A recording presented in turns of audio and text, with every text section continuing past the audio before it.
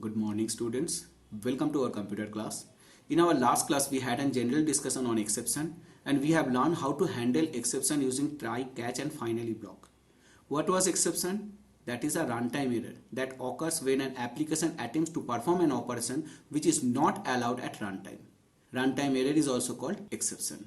Example of such type of error are division by zero error, file not found exception, array index out of bound exception, input output exception, etc. Now in today's class we will discuss about two keywords. One is throw, another one is throws. These two keywords are used to handle exception in our program.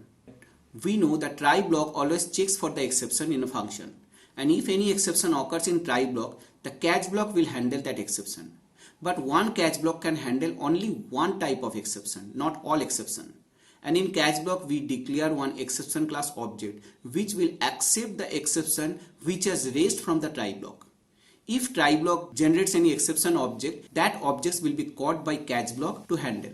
And if we don't know the name of the appropriate exception class to handle that exception which will occur in try block, in catch after parenthesis we will declare one object of exception class, because exception is a superclass which can refer and handle any type of exception.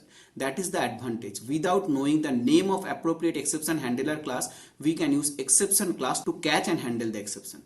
And finally block is always executing block which will execute regardless of any exception. Whether exception has occurred or not, it doesn't depend on that. Its code always executes. Now what I was telling, throw is a keyword which is used to force an exception to occur.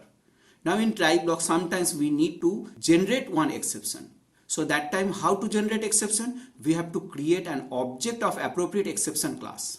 And to throw that from out of the try block, we have to use throw keyword, T-H-R-O-W. As it is keyword, we have to write it using small letter. So throw keyword creates an exception and throw that exception out of the try block, which catch block accepts and handles inside the function. Like to create an object of file not found exception, we have to write the statement new file not found exception in bracket within double quotes name of a file. To create an object of array index out of bound exception, we have to use the statement new array index out of bound exception in bracket a number, that is the index number for which the exception will occur for the array. Now to throw this type of object we will use throw keyword, throw then object name, or directly also we can create object with throw keyword which will create and throw that exception to the catch block.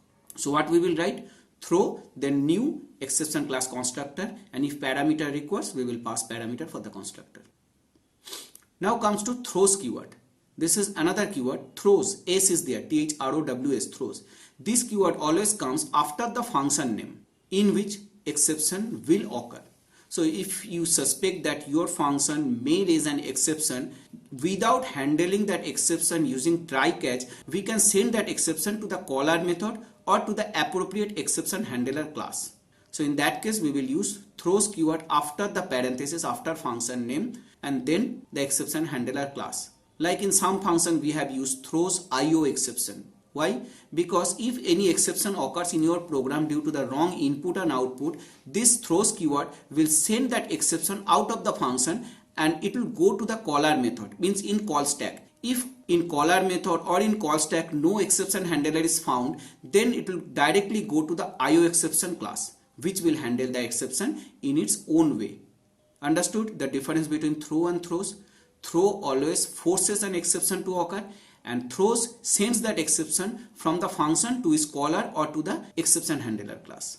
Now in your book you will find many exception handler classes. Let me find out this. Yes, here.